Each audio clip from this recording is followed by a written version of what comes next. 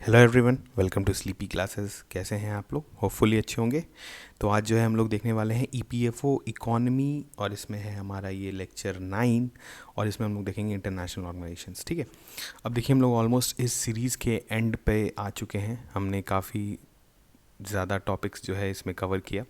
ठीक है, जैसे हमने लास्ट में अभी बैलेंस ऑफ पेमेंट कवर किया, आपने देखा होगा। उसमें हमने बैलेंस ऑफ पेमेंट से रिलेटेड जितना भी कंसेप्ट है उसको अच्छे से देख लिया, जो कि आपके ईपीएफओ के पॉइंट ऑफ व्यू से बहुत मोर देन एनफ है। ठीक है, लेकिन इस सीरीज़ को जो है हमारे चैनल पे ये अवेलेबल रहेगा ऑल द टाइम, ये फ्री है पूरा।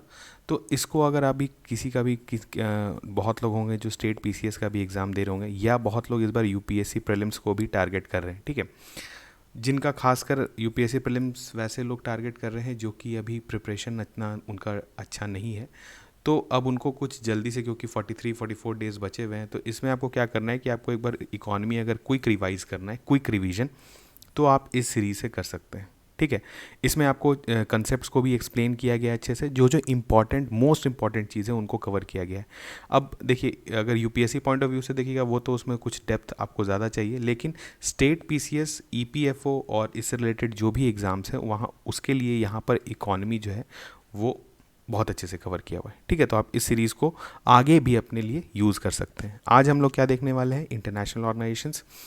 इसमें भी देखिए हम लोग क्या करेंगे, खास करके जो मेजर ऑर्गेनाइजेशंस हैं उनको थोड़ा देखेंगे, और उसके अलावा क्या है कि जो कुछ टर्म्स होते हैं रिलेटेड, जो आपसे जनरली आपको न्यूज़ में भी मिल जाता है, तो उसके बारे में भी आपको पता होना चाहिए, क्योंकि आपसे एग्ज़ाम में पूछ लिया जा सकता है ये टर्म्स का मतलब। ठीक है, जैसे हम लोग देखेंगे इन्वर्टेड ड्यूटी स्ट्रक्चर क्या होता है, या एंटी डंपिंग क्या होता है। इस तरह का चीज़ जो है, इससे अगर आप अकस्टम रहेंगे तो आपके लिए एग्ज़ाम में भी आसान हो जाएगा। ठीक है, तो हम लोग बढ़ते हैं आगे। तो सबसे पहले जो हम लोग देखने वाले हैं वो है कि हम लोग क्या पढ़ेंगे इस चैप्टर में। ठीक है, इस लेक्चर में हम लोग क्या क्या करेंगे, तो कंटेंट देख लेते हैं। देखिए, सबसे पहले क्या है, ब्रेटन वुड ऑर्गेनाइजेशंस। ये बहुत इंपॉर्टेंट है। इससे क्या होता है कि आपसे घुमा फिरा के क्वेश्चन पूछ लिया जाता है। जैसे अभी क्या हुआ था कि आपका ईपीएफओ का जो प्रीवियस एग्ज़ाम था उसमें डब्ल्यूटीओ के बारे में पूछ लिया गया था। ठीक है, डब्ल्यूटीओ के बारे में ज़्यादा नहीं पूछा गया था, पूछा गया था कि इसमें बताइए 4 मेंबर कंट्रीज़ थे, इनमें से जो है कौन मेंबर हैं डब्ल्यूटीओ के और कौन नहीं थे। तो अगर आपको उस समय, खासकर ये जब 2000 शायद 15 में एग्ज़ाम हुआ था, तो उस समय न्यूज़ में होगा ये ज़रूर, इसी कारण डब्ल्यूटीओ के बारे में पूछ लिया गया था। अब देखिए क्या करना है हम लोग को, हम लोग डब्ल्यूटीओ से, क्योंकि क्वेश्चन जो आ चुका है तो चांसेस है कि डब्ल्यूटीओ से नहीं आए इस बार। ठीक है, क्योंकि जनरली जिस क्वेश्चन को रिपीट नहीं किया जाता है, सेम ऑर्गेनाइजेशन को रिपीट नहीं किया जाता है, तो इंटरनेशनल ऑर्गेनाइजेशन पे अगर क्वेश्चन आता है आपसे, तो हो सकता है वर्ल्ड बैंक से पूछ लिया जाए, या आईएमएफ से पूछ लिया जाए, या आपके जो बाकी कुछ इंपॉर्टेंट ग्रुपिंग्स हैं जैसे ओईसीडी कंट्री हुआ, G20 हुआ। ठीक है, तो इनसे भी पूछा जा सकता है। तो हम लोग क्या करेंगे, देखिए एक दो दो क्वेश्चंस आने हैं आपके। ठीक है, दो क्वेश्चंस जो है आपके इंटरनेशनल ऑर्गेनाइजेशन से आ सकते हैं। तो अगर आप दो क्वेश्चन इस लेक्चर को देख लेते हैं, साथ में हम लोग कुछ जो बताएंगे वो आप अगर उसको अपने से भी थोड़ा सा आप गूगल सर्च कर लेंगे, तो आपका दो क्वेश्चन जो है वो सही हो सकता है। ठीक है, और दो क्वेश्चन भी एग्ज़ाम में बहुत मैटर कर जाता है। अगर आप कुछ चीज़ पढ़ के जा रहे हैं और आपको पता है कि इसे क्वेश्चन आने वाला है, तो आप उस चीज़ को अच्छे से प्रिपेयर करें। ठीक है, क्योंकि वो दो क्वेश्चन भी आपको या तो पास करा सकते हैं या तो फेल करा सकते हैं। ठीक है, उसके देखिए क्या है, हम लोग देखेंगे टाइप्स ऑफ इकोनॉमिक इंटीग्रेशन। ठीक है, अब इसमें बहुत जगह प्रेफरेंशियल ट्रेड एग्रीमेंट, एफटीए क्या होता है, इकोनॉमिक यूनियन क्या होता है, इस तरह का टर्म्स भी आप देखते होंगे। अगर यहाँ पर हम लोग अच्छे से देख लेंगे, कंसेप्ट भी आपका बिल्कुल क्लियर हो जाएगा। यहाँ से आपको दोबारा इसके बारे में कहीं से भी पढ़ने का कोई ज़रूरत नहीं है। आप इसको अगर इतना जान जाए तो आप इंटीग्रेशन के बारे में अच्छे से समझ जाएंगे। ठीक है, उसके बाद आपको कहीं भी कन्फ्यूजन नहीं होगा। उसके बाद देखिए ग्रुपिंग है, ग्रुपिंग्स भी हम लोग देखेंगे। ग्रुपिंग्स में देखिए हम लोग क्या है, जैसे आपको बताएं ओईसीडी कंट्रीज़ है। ठीक है, ओईसीडी है, एफएटीएफ है, इस तरह का चीज़ जो है, ये सब क्या होता है कि जनरली आपका न्यूज़ में रहता है ये सब ऑर्गेनाइजेशंस। उसके बाद हम लोग देखेंगे मल्टीलैटरल बैंक्स। ठीक है, इसके बारे में भी थोड़ा जानेंगे। एशिया इंफ्रास्ट्रक्चर इन्वेस्टमेंट बैंक क्या है, एनडीबी क्या है, एडीबी क्या है। ठीक है, ये 3 बैंक्स हम लोग देखेंगे, क्योंकि देखिए वर्ल्ड बैंक के अलावा आप और भी बैंक्स हैं जो कि आपके इंडिया के कंटेक्स्ट में इंपॉर्टेंट होते जा रहे हैं। ठीक है, इसमें खास करके एनडीबी, एडीबी और एआईबी आते हैं, तो इसको हम लोग अच्छे से देखेंगे। और उसके बाद कुछ मिसलेनियस टर्म्स है, इसको भी हम लोग देख लेंगे। तो इस इतने कंटेंट के बाद आपका अगर इंटरनेशनल ऑर्गेनाइजेशन से कुछ क्वेश्चन आता है तो आप डेफिनेटली उसको सॉल्व कर लेंगे। ठीक है, तो हम लोग स्टार्ट करते हैं। देखिए, सबसे पहले ब्रेटन वुड, आप जानते हैं ब्रेटन वुड के बारे में अभी तक हमने काफ़ी बार सुन भी लिया है और देख भी लिया है। तो ब्रेटन वुड क्या था कि आप जब सेकेंड वर्ल्ड वॉर हुआ था उसके बाद, सेकेंड वर्ल्ड वॉर जो हुआ था उसके बाद कंट्रीज़ ने समझ लिया कि वॉर से जो है वो सारा सॉल्यूशन नहीं होने वाला है, ठीक है, हमेशा ऐसा ही होगा, वॉर होगा, इकोनॉमीज़ का हालत ख़राब हो जाएगा और कभी भी ओवरऑल डेवलपमेंट नहीं होगा। तो उन्होंने क्या सोचा कि इसे नेगोशिएशन से ही काम चलेगा। तो 1944 में आप जानते हैं कि 44 जो था, 44 कंट्रीज़ जो है वो मिले थे, ठीक है, ब्रेटन वुड में आपके, जो कि आपका यूएसए में है, और इन्होंने डिसाइड किया कि हम लोग कुछ ऑर्गेनाइजेशंस बनाएंगे, ठीक है, जो कि इंटरनेशनल इकोनॉमिक स्टेबिलिटी को मैनेज करेंगे, ठीक है, और ऐसा करेंगे कि जो सारे कंट्रीज़ जो हैं वो ओवरऑल सब में ग्रोथ हो। क्योंकि देखिए मैक्सिमम टाइम में जो वॉर होता था पहले, वो जस्ट बिकॉज ये होता था क्योंकि डिस्पैरिटी हो जाता था डेवलपमेंट के बीच में। अब एक कंट्री बहुत डेवलप कर रहा है, उसके बगल वाला डेवलप नहीं कर रहा है, तो उसको जो है वो प्रॉब्लम होने लगता था, तो वो फिर क्या करेगा कि वो वॉर वेज कर देगा। तो इस तरह से क्या होता है, कभी भी शांति जो है वो नहीं होता। तो इसीलिए इस तरह के ऑर्गेनाइजेशंस बनाए गए जो ओवरऑल पूरे वर्ल्ड का डेवलपमेंट में हेल्प करें। क्योंकि जैसे जब सारे कंट्रीज़ डेवलप करने लगेंगे तो फिर कोई किसी को भी कोई प्रॉब्लम नहीं होगा। लेकिन अगर एक कंट्री बहुत डेवलप कर गया और एक कंट्री नहीं डेवलप किया है तो फिर हमेशा प्रॉब्लम बना रहेगा। तो यही था, इसमें 3 ऑर्गेनाइजेशंस बने थे स्टार्टिंग में। तो पहले IMF और वर्ल्ड बैंक बने थे। WTO जो है वो लेटर ऑन फॉर्म किया गया था। इसको प्रपोज भले किया गया था, ठीक है, इसके बारे में हम लोग देखेंगे। ITO को प्रपोज किया गया था, उसके बाद GATT आया था और उसके बाद जो है वो WTO आया था।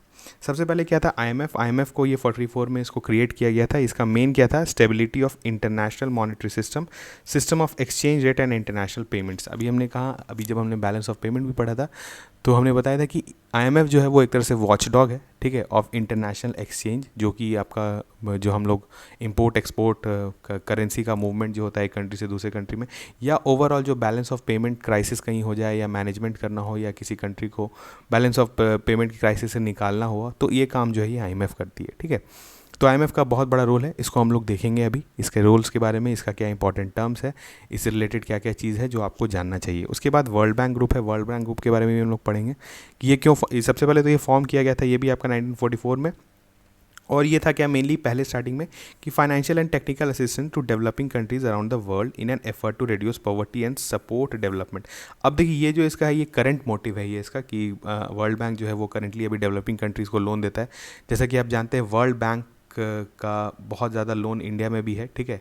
जैसे हमारा जो वो प्रोजेक्ट चल रहा है अभी, इनलैंड वाटर वेज जो डेवलप हो रहा है इंडिया में, ठीक है, उसमें भी वर्ल्ड बैंक ने लोन दिया है। तो वर्ल्ड बैंक हमारे यहाँ डेवलपमेंटल प्रोजेक्ट्स को जो है फंड करते रहता है। अभी करेंटली इसका ये मोटिव रहता है कि डेवलपिंग कंट्रीज़ में जो है वो लोन देना, लेकिन इससे स्टार्टिंग में जब ये बना था तो इसको कहा जाता था IBRD, ठीक है, इसके बारे में हम लोग भी पढ़ेंगे। रिकन्स्ट्रक्शन एंड डेवलपमेंट बैंक था ये। तो ये क्या कहते हैं कि उस समय स्टार्टिंग में यूरोपियन कंट्रीज़ जो वॉर टॉर्न थी पूरी तरह से, जो टूट चुकी थी वॉर के बाद, उनको ये फंड कर रहा था कि ये डेवलप करें और मतलब इनका जो है स्थिति सुधरे। उसके बाद जब वंस वो चीज़ ओवर हो गया तो ये वर्ल्ड ओवर जो है डेवलपिंग कंट्रीज़ को जो है लोन देना स्टार्ट कर दिए, ठीक है। उसके बाद देखिए क्या है WTO के बारे में भी हम लोग पढ़ेंगे और इससे रिलेटेड टर्म्स क्या है इसको भी देखेंगे, ठीक है। लेकिन यहाँ जान ली कि ऑफिशियली जो है WTO फॉर्म हुआ था 1995 में, लेकिन इसका रूट्स जो है वो पहले था, इसको प्रपोज किया गया था इंटरनेशनल ट्रेड ऑर्गेनाइजेशन, जो कि फेल हो गया, जिसको अप्रूव नहीं किया गया। उसके बाद आया था GATT आप अभी हम लोग पढ़ेंगे, general agreement on trade and tariff, इसके बारे में है, इसके बारे में भी चीज़ हम लोग देखेंगे कि ये क्या है, ये अभी भी एग्रीमेंट ये पूरी तरह से वैलिड है। तो यही जो है टर्न कर गया था finally WTO as a organization. अब हम लोग बढ़ते हैं आगे। देखिए IMF अब थोड़ा सा जान लेते हैं IMF है क्या। सबसे पहले तो ऑर्गेनाइजेशन लेवल पे जान लेते हैं कि IMF कैसे बनता है, कौन मेंबर्स होते हैं, कैसे मेंबर्स होते हैं। टोटल नंबर ऑफ मेंबर्स आपको जानने का ज़रूरत नहीं है। देखिए अब हर ऑर्गेनाइजेशन, इतने सारे ऑर्गेनाइजेशन से आप सबको टोटल नंबर ऑफ मेंबर्स तो आप याद रख नहीं सकते हैं। तो आपको क्या करना है कि आपको करना है कि एक तो उसका गवर्नेंस देख लीजिए कि वो कैसे काम करता है। अगर कोई मेंबर कंट्रीज़ हैं तो वो वोट कैसे करते हैं, ठीक है। किसी भी ऑर्गेनाइजेशन में कोई कंट्री आते हैं तो उसका देखना होगा कि उसको कैसे वोटिंग राइट्स मिला हुआ है या वो कैसे कंट्रीब्यूट कर रहा है उस ऑर्गेनाइजेशन को, ठीक है। ये सब चीज़ आपको पता है तो आपके लिए मोर देन एनफ है। आपको ये नहीं याद करना है कि टोटल नंबर ऑफ मेंबर्स कितने हैं उस ऑर्गेनाइजेशन में। अब देखिए ऑर्गेनाइजेशन में देखते हैं यहाँ पे सबसे पहले बोर्ड ऑफ गवर्नर्स होते हैं। इसमें क्या होता है कि हर कंट्री से जो भी मेंबर्स हैं consist of 1 governor and 1 alternate governor for each member country, ठीक है। अब देखिए क्या होता है कि यही जो बोर्ड ऑफ गवर्नर्स हैं यही डिसीजन लेते हैं मेजर एस्पेक्ट्स ऑफ आईएमएफ जैसे होता है, जैसे कोटा डिसाइड होता है, अभी हम लोग देखेंगे आगे कोटा सिस्टम क्या होता है। कोटा सिस्टम बहुत इंपॉर्टेंट है, आपको पता होना चाहिए। और एसडीआर क्या होता है, एसडीआर में कौन सी करेंसीज इंक्लूड किया जाएगा, ये सब डिसीजन जो है ये बोर्ड ऑफ गवर्नर्स लेते हैं। अब देखिए क्या होता है, कोई भी ऑर्गेनाइजेशन में एक काम होता है कि मेजर डिसीजंस लेना, दूसरा क्या होता है डे टू डे एडमिनिस्ट्रेटिव चीज़ों को चलाना। ये काम करते हैं एग्जीक्यूटिव बोर्ड, और एग्जीक्यूटिव बोर्ड के कुछ हेड होते होंगे, ठीक है। इट इज़ देखिए यहाँ पे it is 24 member executive board elected by the board of governors ही इसको इलेक्ट करती है, और ये जो है ये डे टू डे लाइफ या डे टू डे बिजनेस को जो है हैंडल करता है आईएमएफ का, ठीक है। क्योंकि आईएमएफ तो जो है आपके 365 डेज वर्क करता है, लेकिन बोर्ड ऑफ गवर्नर्स का जो मीटिंग होता है वो जनरली किसी टाइम पर शेड्यूल रहता है, वो आके कुछ डिसीजन पर अगर वोटिंग करना है वो करते हैं, और बाकी टाइम जो है ये एग्जीक्यूटिव बोर्ड काम करता है। अब देखिए कोटा सिस्टम क्या होता है। आईएमएफ जो है उसको बोला जाता है quota based organization. Quota based organization क्या हुआ कि यहाँ पर जो उसके मेंबर कंट्रीज़ हैं ये अपने कोटा के हिसाब से उस आईएमएफ के जितने भी चीज़ में है उसमें पार्टिसिपेट करते हैं, ठीक है। तो अब देखिए कोटा के हिसाब से क्या होता है, कोटा इंपॉर्टेंट क्यों होता है, क्योंकि कोटा के हिसाब से जो मेंबर कंट्रीज़ हैं वो कंट्रीब्यूट करते हैं पैसा टू आईएमएफ, ठीक है। आईएमएफ तो ऑब्वियसली आप जानते हो ऑर्गेनाइजेशन है, वो इंटरनेशनल बीओपी मैनेज करता है, और किसी कंट्री को अगर प्रॉब्लम है तो उसको लोन देता है, ये करता है। तो ये सब चीज़ के लिए उसके पास पैसे कहाँ से आते हैं, तो सबसे पहले आईएमएफ का जो सोर्स है पैसा का वो है यही कोटा, ठीक है। इसी कोटा से जो मेंबर कंट्रीज़ जो इसको कंट्रीब्यूट करते हैं, इसी पैसा से जो है आईएमएफ लेंडिंग करता है। इसके अलावा क्या होता है, आईएमएफ बोरोइंग का भी काम करता है, कभी कभी दूसरे बैंक से, मल्टीलैटरल बैंक से भी लोन ले सकता है, लेकिन जनरली जो है वो कोटा बेस्ड ही पैसों को यूज़ करता है दूसरे कंट्री को देने में, ठीक है। अब देखिए क्या होता है, कोटा इंपॉर्टेंट है, एक तो सारे कंट्रीज़ कितना कंट्रीब्यूट करेंगे उसके लिए, और भी है कोटा इंपॉर्टेंट किस पर है कि वो कंट्रीज़ का वोटिंग राइट्स कितना होगा। जो भी कंट्री का जितना कोटा अलॉट होता है उसी के हिसाब से उसको वोटिंग का भी पावर मिलता है, ठीक है। अब जैसे अब सबसे पहले तो अब ठीक है कि ये सब कोटा के बेस्ड हो गए, लेकिन कोटा हम लोग डिसाइड कैसे करेंगे कि किसी कंट्री का कोटा क्या होता है। तो सबसे पहले उसमें हम लोग 4 एस्पेक्ट देते हैं। इसका वेटेड एवरेज लेते हैं। वेटेड एवरेज हम लोग समझ जाते हैं हमेशा कि हर चीज़ को अलग अलग वेट असाइन किया जाता है। जैसे यहाँ पर देखिए जीडीपी को जो है उस कंट्री के जीडीपी को 50% वेट दे दिया गया है, ओपननेस को, उसके इकॉनमी के ओपननेस को 30%, इकोनॉमिक वेरिएबिलिटी को 15%, और इंटरनेशनल रिजर्व जो उसके पास है उसको दे दिया जाता है 5%, ठीक है। तो आपको इतना बात पता होना चाहिए कि 4 एस्पेक्ट्स हैं जिस पर जो है वो कोटा बेस्ड सिस्टम आईएमएफ का है, ठीक है। उसके बाद देखिए क्या है एसडीआर। एसडीआर अभी हमने जस्ट पिछले लेक्चर में भी पढ़ा था। एसडीआर क्या है, कोई नया करेंसी नहीं है, ठीक है, कोई नया यूनिट नहीं है। एसडीआर क्या है, आप एक तरह से समझ सकते हैं कि देखिए आईएमएफ में क्या है, बहुत सारे मेंबर कंट्रीज़ हैं, तो सबका अलग अलग करेंसी है। तो अब उनको क्या चाहिए था, एक कॉमन एक्सचेंज यूनिट चाहिए था जिसको वो यूज़ कर पाएँ आपस के चीज़ को सेटल करने में, ठीक है। अब जैसे जो कंट्री जो कोटा बेस्ड जो पैसा भी देती है, ठीक है, जो कोटा बेस्ड जो कंट्री जो कंट्रीब्यूट करती है आईएमएफ को, वो भी करती है इन टर्म्स ऑफ एसडीआर, ठीक है। अब एसडीआर जो है वो कैसे बनता है, एसडीआर बनता है क्या, ये इसमें कुछ कुछ करेंसीज को हम लोग लेते हैं। अभी देखिए करंटली कौन कौन से करेंसीज अभी हम लोग इसमें लिए हुए हैं, अभी लिए हुए हैं US dollar, euro, Japanese yen, pound sterling, और अभी रिसेंटली जो है वो चाइनीज़ रेनमिनबी को भी इंट्रोड्यूस किया गया 2016 में। अब ये क्या है, ये करेंसीज को चूज़ करने का जो क्राइटेरिया है वो बेसिकली है 2-3 है कि एक 2 है शायद, 2 क्राइटेरिया। वो आपके लिए इंपॉर्टेंट नहीं है कि वो एक तो कि वो उसका एक्सचेंज कितना इजीली होता है, दूसरा जो है वो उसका ट्रेड फिजिबिलिटी देखा जाता है कि उस करेंसी का ट्रेड फिजिबिलिटी कितना है।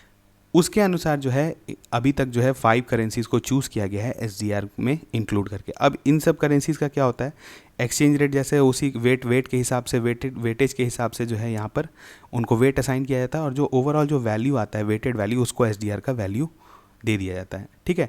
अब क्या है, एसडीआर अगर किसी कंट्री के पास है, ठीक है, अगर इंडिया के पास एसडीआर है तो वो इन सब किसी भी करेंसीज में इसको कन्वर्ट करा सकता है, ठीक है। जनरली एसडीआर का जो वैल्यू है वो रोज़ाना आप आईएमएफ के साइट पे देख सकते हैं, वो यूएस डॉलर्स के टर्म्स पे जो है दिखाते रोज़ दिन जो है वहाँ पर अवेलेबल रहता है।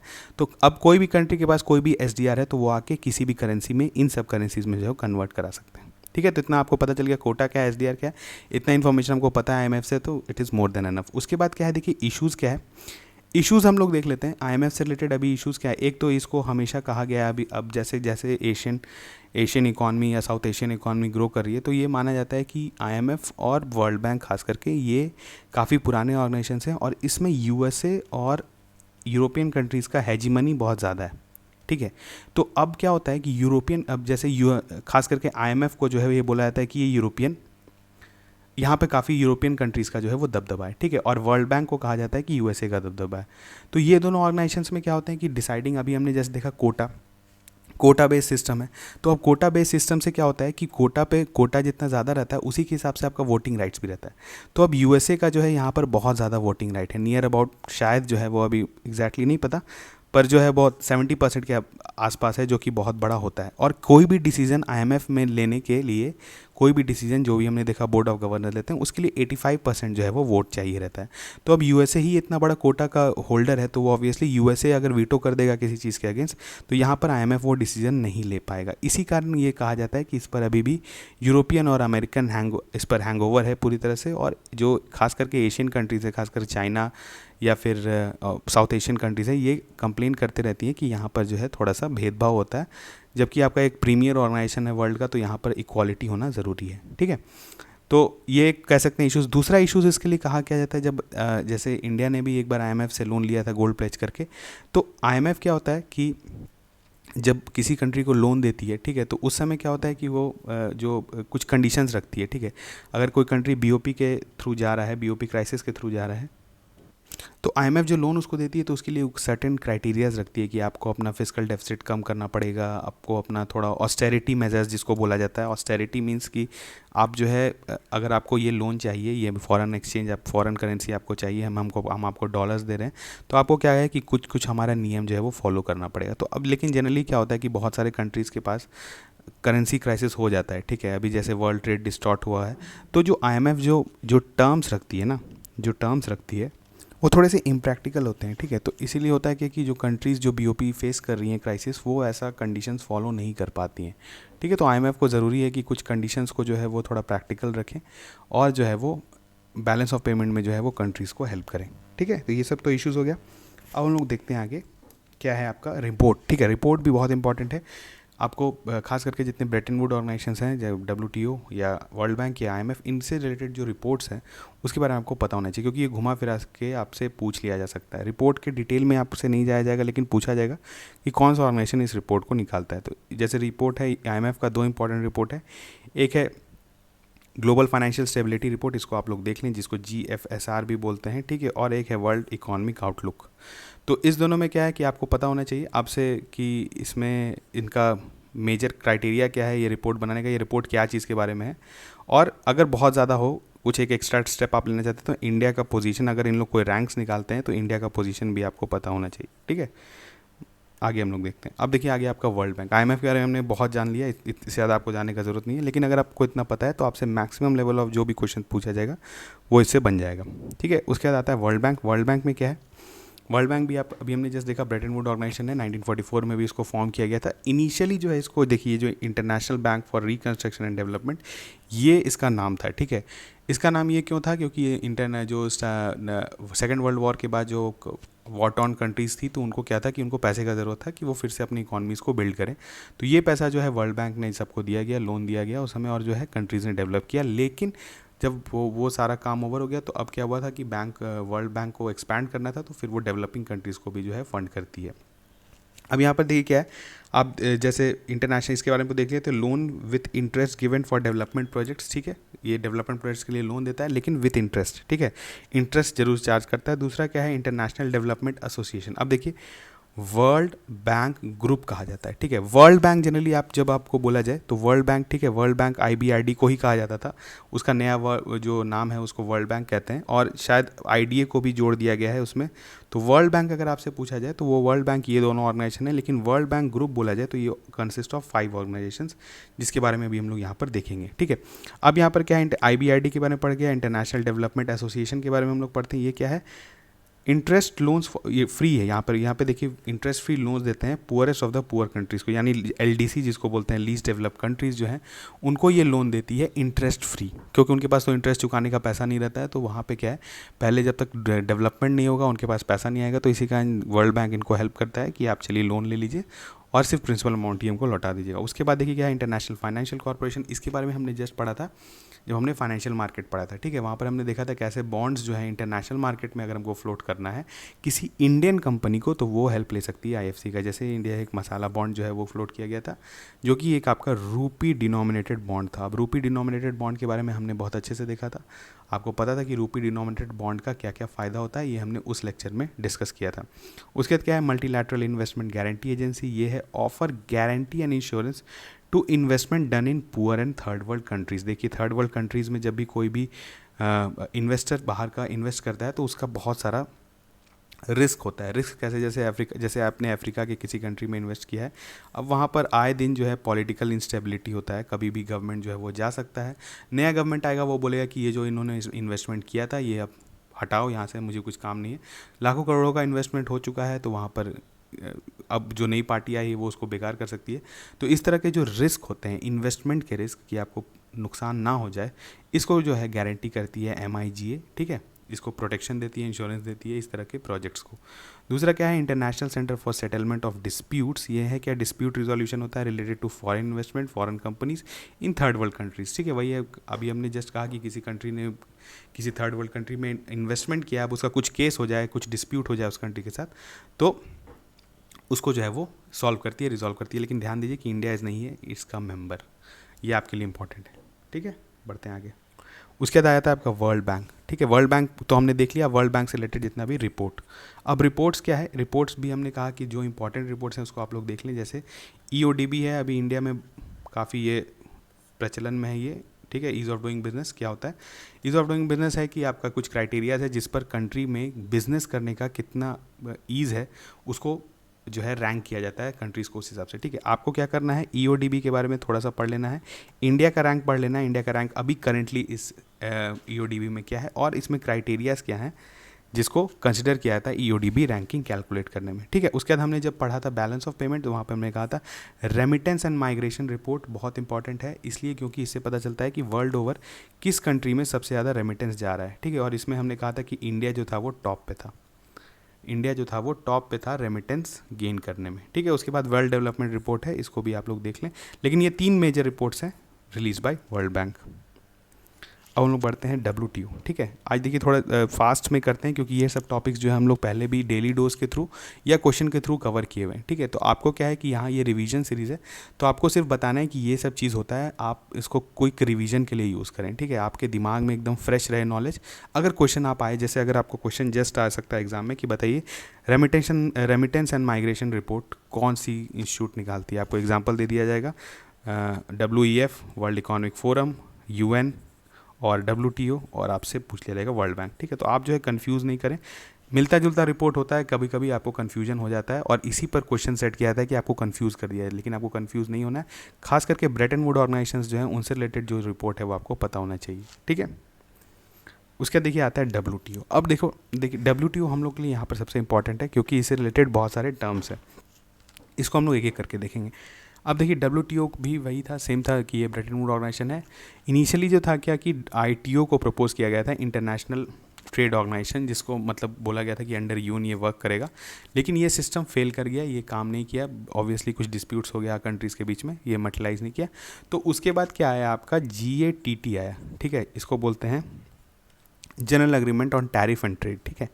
एक पहले ही एक तरह से एक सिंपल एग्रीमेंट था जिससे कंट्रीज़ अवॉइड करते थे कि हम लोग चलिए ये एग्रीमेंट फॉलो करेंगे और इसके अनुसार जो है हम लोग ट्रेड करेंगे। अब देखिए ट्रेड भी बहुत इंपॉर्टेंट एस्पेक्ट है ओवरऑल पूरे वर्ल्ड का डेवलपमेंट का, क्योंकि अगर ट्रेड नहीं होगा आपस में कंट्रीज़ के, या ट्रेड में कुछ प्रॉब्लम होगा, या एक कंट्री जो है वो एक किसी कंट्री के अगेंस्ट डिस्क्रिमिनेट करेगी, तो फिर वही कंडीशन होगा जो हमें अभी आप जैसे देखते हैं ट्रेड वॉर्स जो है वो अब फिर से डेवलप होना स्टार्ट हो गया है।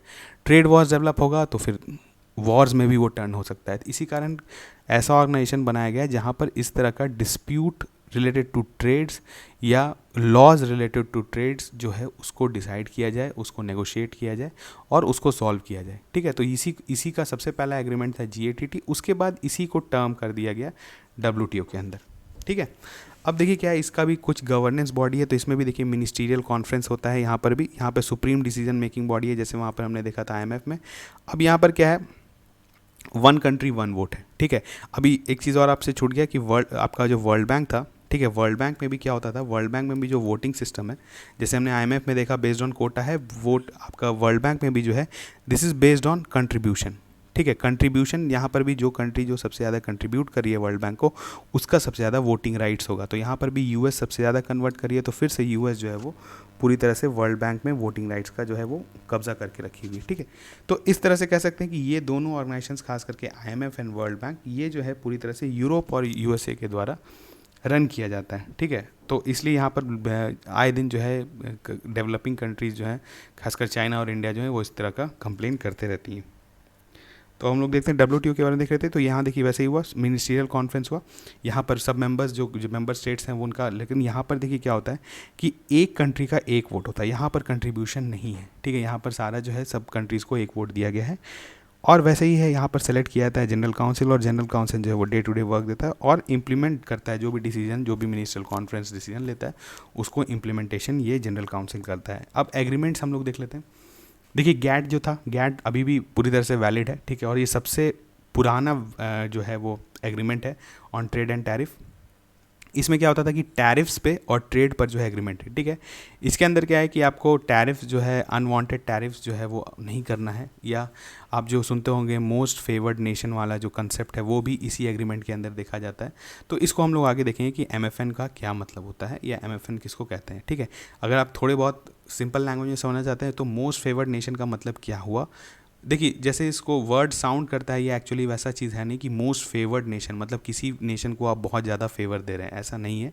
इसमें है कि आप सारे कंट्रीज़ को इक्वली ट्रीट करें। ठीक है, सारे कंट्रीज़ जो प्रोडक्ट आपको, जैसे एक सोचिए अगर इंडिया है, इंडिया जो है वो इम्पोर्ट कर रहा है, फॉर एग्जांपल सोचिए कोई भी एक स्टील है, स्टील इंपोर्ट कर रहा है, वो साउथ कोरिया से कर रहा है, जापान से कर रहा है, या किसी और फॉर दैट मैटर किसी कंट्री।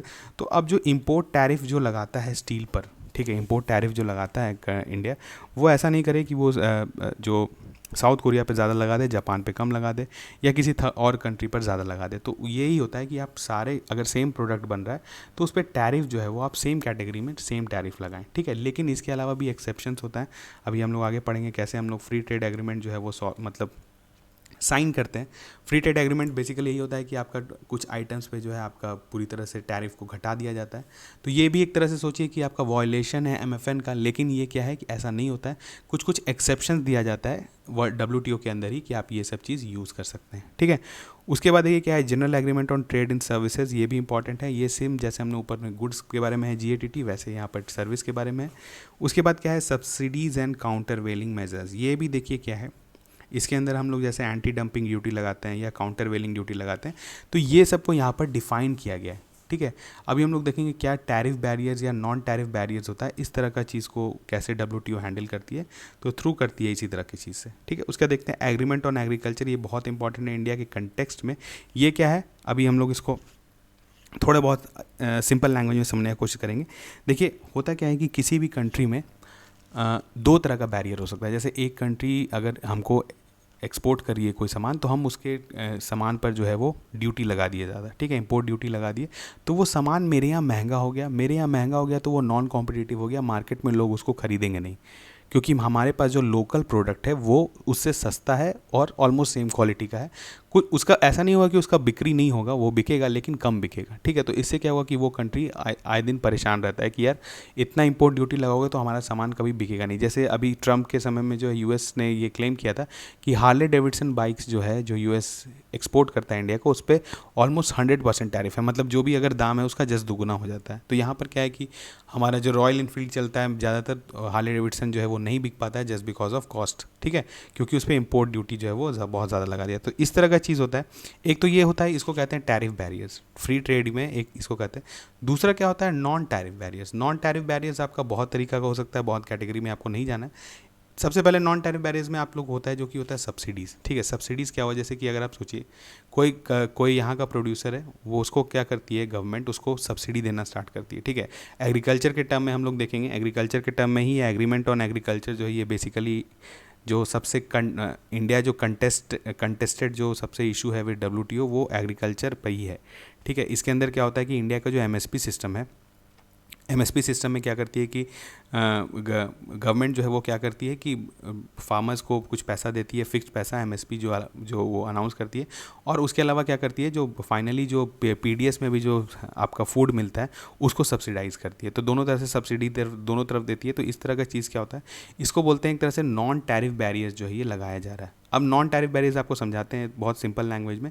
इसका मतलब क्या हुआ कि देखिए कोई एक प्रोडक्ट एक कंट्री में बन रहा है और वही वैसा ही सिमिलर प्रोडक्ट बाहर से भी आ रहा है, ठीक है, कोई दूसरा कंट्री भी वही प्रोडक्ट बना के आपकी कंट्री में सेल कर रहा है। लेकिन अब क्या हो रहा है कि यहाँ की गवर्नमेंट क्या कर रही है कि जो प्रोड्यूसर है उस सामान को जो बना रहा है उसको सब्सिडी पे सब्सिडी देते जा रही है, ठीक है। अब सब्सिडी दे रही है तो वो प्रोड्यूसर को क्या है, गवर्नमेंट का पैसा मिल रहा है, तो वो अब क्या है वो अच्छा प्रोडक्शन करेगा, वो अपना मतलब प्रोडक्शन बढ़ाएगा और उसका प्रोडक्शन और इम्प्रूव भी होता चला जाएगा, ठीक है, क्योंकि उसको गवर्नमेंट से भी हेल्प मिल रहा है। अब क्या हो रहा है कि बाहर से जो कंट्री से जो प्रोडक्ट आ रहा है, एक तो उस पर पहले इंपोर्ट ड्यूटी लग जाएगा, दूसरा वो इस मार्केट में आएगा तो वो बहुत महंगा बिकेगा कंपेरेटिव टू जो यहाँ पर लोकल जो प्रोड्यूसर्स हैं जिनको सब्सिडी मिल रहा है गवर्नमेंट से उनके रिस्पेक्ट में। तो ये बाहर वाली कंट्री ये कंप्लेन करेगी कि आप जो है अपने प्रोड्यूसर को बहुत ज़्यादा सब्सिडाइज़ कर रहे हैं, इस वजह से मेरा जो प्रोडक्ट है वो पूरी तरह से इनकॉम्पिटिटिव बन जा रहा है मार्केट में और उसको कोई खरीदेगा नहीं।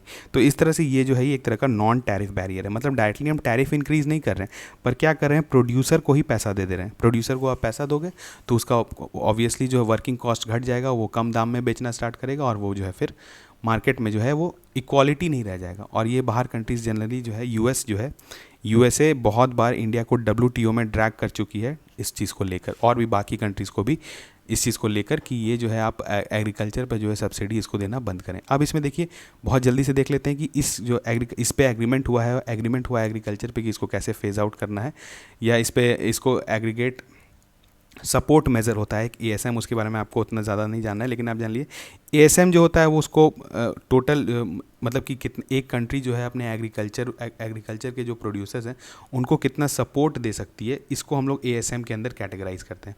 और इसके विदिन जो है वो 3 बॉक्स बनाया गया है एएसएम के अंदर, विदिन बनाया गया है कि आपका ग्रीन है, एक ब्लू है, एक एम्बर है। ग्रीन में क्या होता है, ग्रीन में वैसे सब्सिडीज़ जो हैं इंक्लूड किया गया है जो कि आरएनडी पर दिया जाता है, ठीक है। ग्रीन में वैसा सब्सिडीज़ है जो कि आपके आरएनडी में है, मतलब गवर्नमेंट वो सब्सिडी दे रही है जो कि अगर फार्मर अपने आरएनडी रिसर्च एंड डेवलपमेंट में यूज़ करे तो उस तरह के सब्सिडीज़ को हम लोग ग्रीन बॉक्स में डाल देते हैं, ठीक है। दूसरा क्या होता है ब्लू बॉक्स। ब्लू बॉक्स क्या होता है, इसमें क्या होता है कि गवर्नमेंट कभी कभी सब्सिडी देती है कि फार्मर्स अपना प्रोडक्शन को कंट्रोल करें, ठीक है, ओवर प्रोडक्शन नहीं कर दें, इसलिए जो सब्सिडीज़ देती है उसको ब्लू बॉक्स में डाला जाता है। और एम्बर बॉक्स जो है वो इंडिया के कंटेक्स्ट में सबसे इंपॉर्टेंट है, क्यों, क्योंकि एम्बर बॉक्स को सब्सिडीज़ को ट्रेड डिस्टॉर्टिंग सब्सिडीज़ में रखा जाता है और इसमें एमएसपी जो आपका आता है वो आपका आता है एम्बर बॉक्स में। अगर आपको कहीं क्वेश्चन आए कि एमएसपी को किस में इंक्लूड किया गया है तो वो किया गया है एम्बर बॉक्स ऑफ एएसएम, ठीक है। तो इतना आपको पता है, यहाँ पर से आपको इसमें बहुत डिटेल में नहीं जाना है। अब जब हम लोग पूरी तरह से इकॉनमी का जब सीरीज़ चलाएंगे फॉर पीसीएस, वहाँ पर हम लोग इसको अच्छे से देखेंगे। ऐसे अगर आपको इंटरेस्ट है तो आप इसको कहीं पर भी गूगल करके पढ़ सकते हैं। उसके बाद क्या है, देखिए दूसरा एग्रीमेंट क्या है, trade related aspects of intellectual. अब इंटेलेक्चुअल प्रॉपर्टी का भी जो है बहुत इंपॉर्टेंट रोल है पूरे वर्ल्ड ट्रेड में। अगर कोई किसी भी चीज़ को अगर हम लोग कॉपी करने लगे तो फिर क्या होता है कि उसका इंटेलेक्चुअल प्रॉपर्टी हार्म होता है। तो इस तरह से डब्ल्यूटीओ भी कुछ रूल्स निकालिए। तो आपने वर्ल्ड अभी इंडिया में सुना होगा कि आप जीआई टैग बहुत जगह सुनते होंगे, ज्योग्राफिकल इंडिकेटर टैग। तो ये क्या होता है कि ये किसी भी पर्टिकुलर प्रोडक्ट जो कि किसी रीजन से ऑरिजिनेट हो रहा है उसके यूनिकनेस के लिए ये उसको अलॉट किया जाता है। तो ये सब जो क्राइटेरियाज़ है ये कहाँ से आ रहा है, ये डब्ल्यूटीओ से आ रहा है। भले जीआई टैग जो है वो कंट्री में आपके कंट्री का गवर्नमेंट का जो सिस्टम है उसके अनुसार मिलता हो, पर ये आइडिया जो बेसिकली जो इंटेलेक्चुअल प्रॉपर्टी का ये फ्लो कर रहा है फ्रॉम डब्ल्यूटीओ, क्योंकि इंटेलेक्चुअल प्रॉपर्टी बहुत इंपॉर्टेंट होता है किसी भी कंट्री के ट्रेड में, ठीक है। उसके बाद क्या है, देखिए ट्रेड रिलेटेड इन्वेस्टमेंट मेजर्स, ये भी इंपॉर्टेंट है। जो ट्रेड मतलब ट्रेड डेवलप करने के लिए जो इन्वेस्टमेंट किया जाता है उस पर भी उसको भी उसी तरह से ट्रीट किया जाए जैसे ट्रेड ऑफ गुड्स को किया गया है, ठीक है। इसमें अभी जैसे अभी एक बहुत 2017 में केस हुआ था जिसमें डोमेस्टिक कंटेंट रिक्वायरमेंट को लेके यूएसए जो है वो इंडिया को ड्रैग किया था डिस्प्यूट सेटलमेंट बोर्ड में वर्ल्ड बैंक के, ठीक है। डीएसबी क्या है आप जान ले, थोड़ा सा डीएसबी के बारे में भी यहाँ पर जान लेते हैं। अब जैसे डब्ल्यूटीओ का क्या काम है, डब्ल्यूटीओ का काम है आपका ऐसे ही एग्रीमेंट्स बनाना, रूल्स बनाना, ठीक है। उसके अलावा क्या होता है कि इसके बाद एक बोर्ड है डीएसबी, ठीक है, डिस्प्यूट सेटलमेंट बोर्ड। अगर किसी दो कंट्री के बीच में फाइट हो जाए कि ये जो है ये रूल्स को फॉलो नहीं कर रहा है, तो ये सेटलमेंट जो होता है ये होता है आपका डिस्प्यूट सेटलमेंट बोर्ड डब्ल्यूटीओ के अंदर, ठीक है। यहाँ पर जाके दोनों कंट्रीज अपना केस करती हैं। अब ये जो है कुछ रूलिंग देता है, इसके अगेंस्ट भी जो है कंट्री अपील कर सकती है। एक एपेलेट बोर्ड भी बना हुआ रहता है, उसमें जाके ये एपेलेट बॉडी में ये जाके अपील कर सकती है इसके अगर डिसीजन से खुश नहीं है तो, ठीक है। तो अभी यूएसए ने क्या किया था, थोड़े दिन पहले डोमेस्टिक कंटेंट रिक्वायरमेंट को लेकर इंडिया को ड्रैग किया था टीएसबी में। तो ये इसमें क्या हुआ था कि इंडिया ने जो अभी खास करके इंडिया का जो सोलर प्रोजेक्ट्स चल रहा है या सोलर पॉलिसी जो गवर्नमेंट लाई है उसमें सोलर सेल का बहुत ज़रूरत है। तो वहाँ पे क्या हुआ था कि गवर्नमेंट ने टर्म कर दिया था कि इतना जो प्रोक्योरमेंट है वो लोकल कंपनी से ही होगा, मतलब डोमेस्टिक कंटेंट से ही लिया जाएगा। तो इस चीज़ के लिए यूएस ने जो है इंडिया को ड्रैग कर लिया था, क्योंकि यूएस का भी बहुत सारा सोलर पैनल बनाने वाली कंपनीज है जो यहाँ पर एक्सपोर्ट करती हैं। तो उससे रिलेटेड यहाँ पर उसने कहा कि ये जो है ट्रेड रूल को वॉयलेट कर रहा है इंडिया, तो इसको जो है यहाँ पर ड्रैग कर लिया और इंडिया जो है ये केस लूज़ भी कर गया था, ठीक है। इसके आगे जो है अपील किया हुआ है, लेकिन आप जो है इसके बारे में जानें कि इस तरह का डिस्प्यूट्स को रिलेटेड जो है कंट्री को ड्रैग किया जा सकता है कहाँ पर, डीएसबी पर, ठीक है।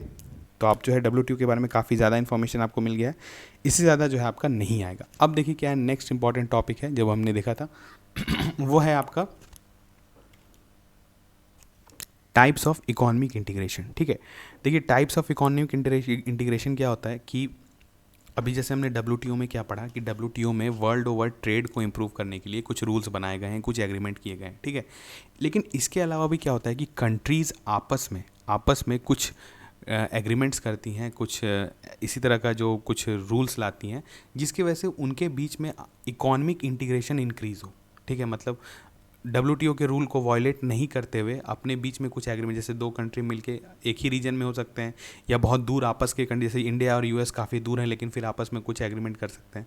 तो बहुत सारा एग्रीमेंट ऐसा होता है जिसकी वजह से दो कंट्री या मल्टीलैटरल बहुत 3-4 कंट्री के बीच में ट्रेड जो है वो इम्प्रूव हो सकता है, ठीक है। अब इसी में लेवल्स होता है। सबसे पहले क्या होता है, किसी दो कंट्री को अगर आपस में इंटरैक्ट करना है कि हम लोग एग्रीमेंट करते हैं आपस में, तो सबसे पहला स्टेज जो होता है वो होता है preferential trade agreement. Preferential trade agreement मतलब क्या होता है, बहुत बेसिक में चीज़ समझिए कि जैसे आज हम और आप, एक कंट्री ए है और एक कंट्री बी है, दोनों आपस में ट्रेड कर रहा है, ठीक है। अब क्या करेंगे कि ये दोनों आपस में प्रेफरेंशियल ट्रेड एग्रीमेंट साइन कर लिया, तो अब क्या होगा कि ए और बी दोनों बोलेंगे कि चलो हम लोग कुछ प्रोडक्ट्स ऐसे डाल देते हैं, 10 प्रोडक्ट डालते हैं, ठीक है, जिस पर हम लोग क्या करेंगे कि हम लोग दोनों अपने तरफ से टैरिफ रिड्यूस कर देंगे। मतलब इस पर हम लोग, जो आप भी मेरे प्रोडक्ट पर इंपोर्ट ड्यूटी कम करें, हम भी आपके प्रोडक्ट पर इंपोर्ट ड्यूटी कम कर देंगे, ठीक है। तो इस तरह से क्या हुआ कि दोनों के बीच में कुछ नज़दीकियाँ आई, वो कुछ उनको प्रेफरेंस दिया एक दूसरे को आपस में रेस्पेक्ट टू अदर कंट्रीज़। तो इस तरह के ट्रेड एग्रीमेंट को कहते हैं पीटीए। ये सबसे इनिशियल स्टेज है आपके किसी भी इकोनॉमिक इंटीग्रेशन का।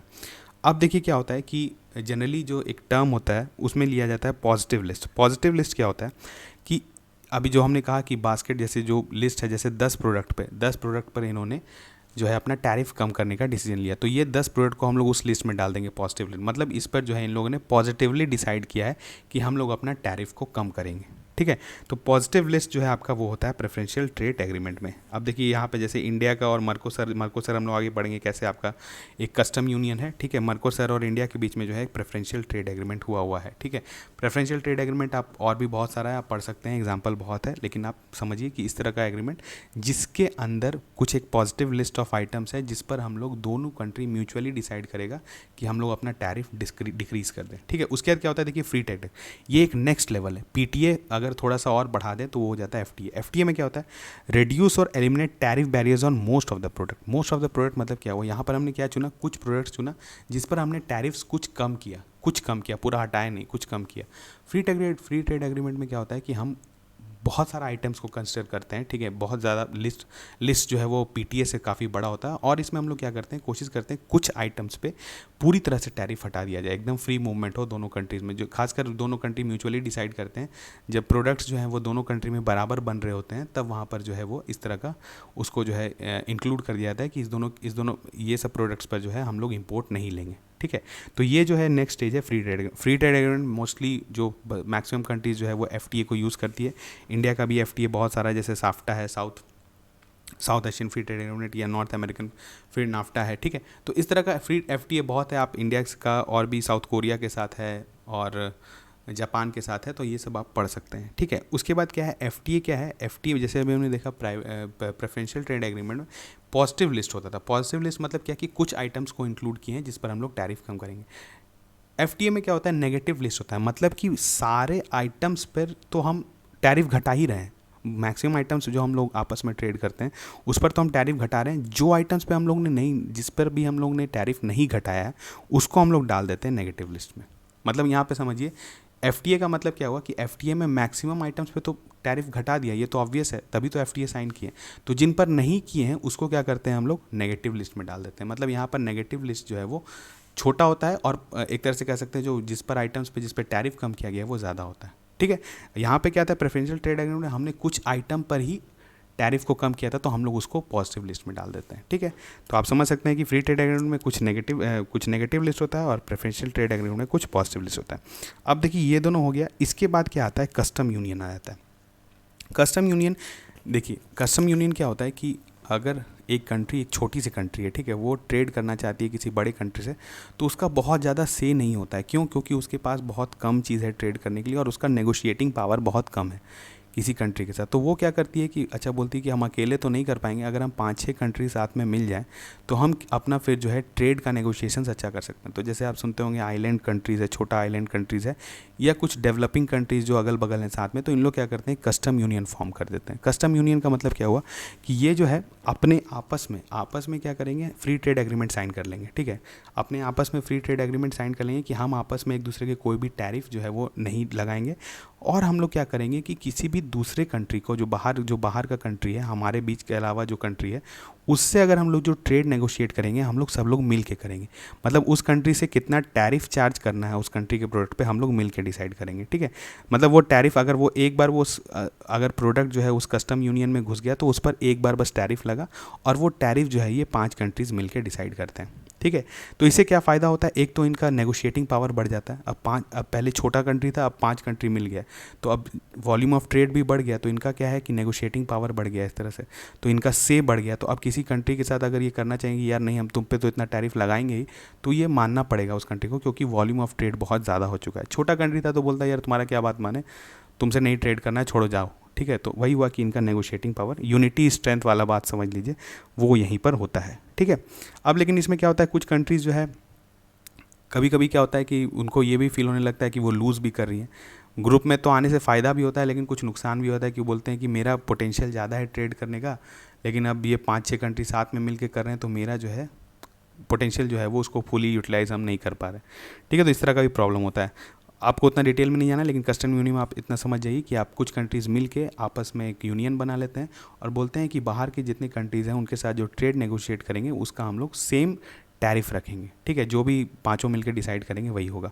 इस तरह का एग्जांपल एक मर्कोसर है जो आपका कस्टम यूनियन है, जो कि आपका साउथ अमेरिकन कॉन्टिनेंट का है, इसके बारे में आप पढ़ सकते हैं, लेकिन आपको पता होना चाहिए कि कस्टम यूनियन क्या होता है। उसके बाद देखिए क्या आता है नेक्स्ट स्टेज, कस्टम यूनियन क्या आता है कॉमन मार्केट। अभी हमने क्या देखा कस्टम यूनियन में क्या था कि हम लोग एक जनरल टैरिफ जो है वो जैसे 5 कंट्री मिल गए, एक सर्कल बना लिया, बाहर का कोई भी एक कंट्री है उस पर सेम टैरिफ लगा रहे थे पांचों मिलके। अब क्या हुआ कि ये आपस में तो फ्री ट्रेड एग्रीमेंट था इन कंट्रीज़ के बीच में, अब ये क्या करें कि अगर आपस में फ्री मूवमेंट ऑफ लेबर और इन्वेस्टमेंट को भी चालू कर दें, ठीक है। तो इस तरह के यूनियन या इस तरह के ग्रुपिंग को कह सकते हैं हम लोग कॉमन मार्केट, ठीक है। कॉमन मार्केट जो है आप समझ लिए कि एक लेवल अप है कस्टम यूनियन से, बस इतना आपको समझना है। जैसे हमने पीटीए का एक लेवल ऑफ एफटीए, एफटीए का एक level of custom union, custom union का एक अप कॉमन मार्केट, और इसके बाद क्या आता है आपका आता है इकोनॉमिक यूनियन, जो कि आप सुनते होंगे यूरोपियन यूनियन जो है आपका इकोनॉमिक यूनियन है।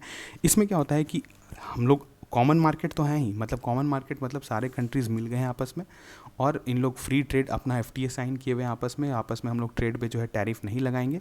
और क्या करेंगे हमारा जो फ्री लेबर मूवमेंट, लेबर का भी और मटेरियल का भी और इन्वेस्टमेंट का भी मूवमेंट फ्री होगा।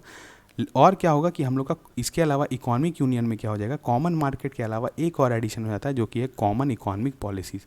आपने सुना होगा यूरोपियन पार्लियामेंट जो है वहाँ पर यूरोपियन यूनियन पार्लियामेंट जो है वहाँ पर कॉमन डिसीजन लिया जाता है यूरोपियन यूनियन का, मतलब यहाँ पर हमारा पॉलिसीज़ का भी जो है वो कन्वर्जेंस होना चाहिए, ठीक है। और इसके अलावा क्या होता है कि कभी कभी इकोनॉमिक यूनियन जो होता है उसमें एक और मॉनेटरी यूनियन भी जुड़ जाता है, मतलब जैसा एक कॉमन करेंसी भी इन लोग इशू कर सकते हैं। जैसे आप यूरोपियन यूनियन का समझे होंगे, जैसे यूरो है, यूरो क्या है, पूरे यूरोपियन यूनियन का मिल के कॉमन करेंसी है, ठीक है। तो यूरोप आपने समझा कि इकोनॉमिक यूनियन क्या होता है और उसको कैसे हम लोग मतलब हाईएस्ट लेवल ऑफ इंटीग्रेशन होता है।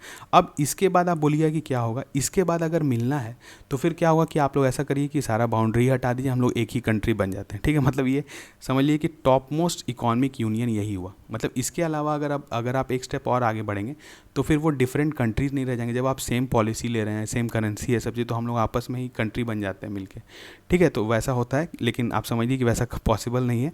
इसी कारण मैक्सिमम रेंज ऑफ जो इंटीग्रेशन है वो दैट इज़ इकोनॉमिक यूनियन, ठीक है। बढ़ते हैं आगे। उसके देखिए ये जो ग्राफ है, जैसे आपका इंटीग्रेशन का होता है, पहले प्रेफरेंशियल ट्रेड एग्रीमेंट, फिर फ्री ट्रेड, फिर कस्टम यूनियन, फिर कॉमन मार्केट, फिर इकोनॉमिक यूनियन। ये increasing order of economic integration है, ठीक है। अब देखिए क्या है, हमने क्या क्या पढ़ लिया अभी तक, ब्रेटन वुड ऑर्गेनाइजेशंस पढ़ लिया, उसके बाद हमने लेवल ऑफ इकोनॉमिक इंटीग्रेशन पढ़ लिया। अब क्या है, कुछ कुछ इकोनॉमी से रिलेटेड जो ऑर्गेनाइजेशन है उसके बारे में पढ़ लेते हैं। जैसे आपका OECD है, ठीक है। OECD हम लोग यहाँ पर क्यों पढ़ें, क्योंकि हम लोग देख लेते हैं दो इंपॉर्टेंट चीज़ है इसके बारे में जो कि न्यूज़ में रहता है। एक तो है ये OECD क्या है, OECD is an inter governmental मतलब समझिए कंट्रीज़ के आपस में, ठीक है, कोई बाहर का ऑर्गेनाइजेशन नहीं रहता, सिर्फ और सिर्फ कंट्रीज़ के मेंबर्स हो सकते हैं। Economic organization founded to stimulate economic progress and world trade. Most OECD members are high income economies, ठीक है। जनरली हाई इनकम्स और डेवलप्ड इकोनॉमीज जो है वो इनके पार्ट हैं, जिनका HDI लेवल ज़्यादा है वो इसके मेंबर्स माने जाते हैं। इंडिया इसके मेंबर नहीं है, आप जान लीजिए। OECD अगर आपसे पूछा जाता है कि इसमें इंडिया इसका मेंबर है तो इसका मेंबर नहीं है। अब देखिए क्या है, इस ऑर्गेनाइजेशन के बारे में सबसे पहले जान लेते हैं कि कोई इंपॉर्टेंट रिपोर्ट्स जो है, ये PISA जो है ये दो साल पहले ये न्यूज़ में था, programme for international student assessment. ये क्या करता था, यहाँ के मतलब स्कूल स्टूडेंट्स को जो भी कंट्रीज़ में पार्टिसिपेट करते थे उनका IQ लेवल चेक करता था, उस पर रैंकिंग किया जाता था। तो इंडिया जो है पहले इसे बैकआउट कर गया था, बोला गया था कि इसका क्राइटेरिया जो है वो इंडियन एजुकेशन सिस्टम को के अनुसार नहीं है, तो इसलिए उन्होंने बैक कर दिया था। लेकिन फिर इंडिया ने डिसाइड किया कि ये फिर से अभी PISA में पार्टिसिपेट करेगा। तो इस बारे में आपको पता होना चाहिए कि programme for international student assessment PISA जो है वो एक OECD का प्रोसेस है, ठीक है। उसके बाद क्या है, इंटरनेशनल माइग्रेशन आउटलुक, ये भी आपका OECD रिलीज़ करता है, तो आपको ये इतना पता होना चाहिए। अब देखिए इंपॉर्टेंट क्या है, बेस इरोजन। अब BEPS का हमने कंसेप्ट कहाँ पर पढ़ा था, आपको पढ़ा था हमने टैक्सेशन में कि बेस इरोजन कैसे किसी कोई एक कंपनी है, जैसे एक कंपनी है इंडिया के अंदर वो कंपनी काम कर रही है, बेस्ड है, ठीक है, अपना बिजनेस कर रही है, लेकिन अपना एक क्या करेगी, सब्सिडियरी कंपनी एक टैक्स हेवन कंट्री जो कि मॉरिशस है यहाँ पर स्टैब्लिश कर देगी, ठीक है। अब क्या करेगी कि कंट्री जो है अपना इंडिया में टैक्स जो है वो ज़्यादा लगता है, कॉर्पोरेट टैक्स लगता है, मॉरिशस में टैक्स बहुत कम लगता है, ठीक है। तो अब क्या करेगी कि ये कंपनी कोशिश करेगी कि अपना प्रॉफिट जो है वो शिफ्ट कर दे इस कंट्री में। अब वो कैसे करेगी, वो करेगी, दिखाएगी कि हम इस कंट्री से कुछ, इस कंपनी से, ये जो कुछ है कंपनी है, इससे हम जो कुछ सामान खरीद रहे हैं अपनी ही कंपनी से, वो बहुत महंगा पड़ रहा है हमको और मेरा प्रॉफिट जो है वो घटते चला जा रहा है। तो प्रॉफिट जब घट रहा है तो प्रॉफिट घटने से क्या होगा, बेस कम हो जाएगा। बेस मतलब क्या हुआ, टैक्सेशन बेस, ठीक है। मतलब अगर आप पहले ये कंपनी बोलेगी कि पहले मेरा 1000 रुपीज़ प्रॉफिट हो रहा था लेकिन अब मेरा 100 रुपीज़ ही प्रॉफिट हो रहा है, तो ऑब्वियसली जब बेस कम हो जाएगा तो आपका ओवरऑल टैक्स भी कम हो जाएगा। तो इस तरह का क्या होगा कि एक तरह से ये बेस इरोजन कर दी, ठीक है, बेस इरोजन कर दी। तो ये कंपनी जो है बेस इरोजन कर रही है और क्या कर रही है, अपना प्रॉफिट जो है वो शिफ्ट कर रही है एक टैक्स हेवन कंट्री में, ठीक है। तो BEPS का जो कंसेप्ट है ये OECD कंट्रीज़ ही दिए थे, तो इसके बारे में इसी कारण इंपॉर्टेंट है ये आपका OECD कंट्रीज़ क्या है और ये खास करके कौन सा रिपोर्ट निकालती है या कुछ कंसेप्ट्स अगर दिए तो उसके बारे में आपको पता होना चाहिए। तो यहाँ पर हमने देख लिया कि BEPS जो है वो आपका, जो कि इंटरनेशनल टैक्सिंग में जो ये कंसेप्ट यूज़ किया जाता है, ये आपका दिया था OECD ने, ठीक है।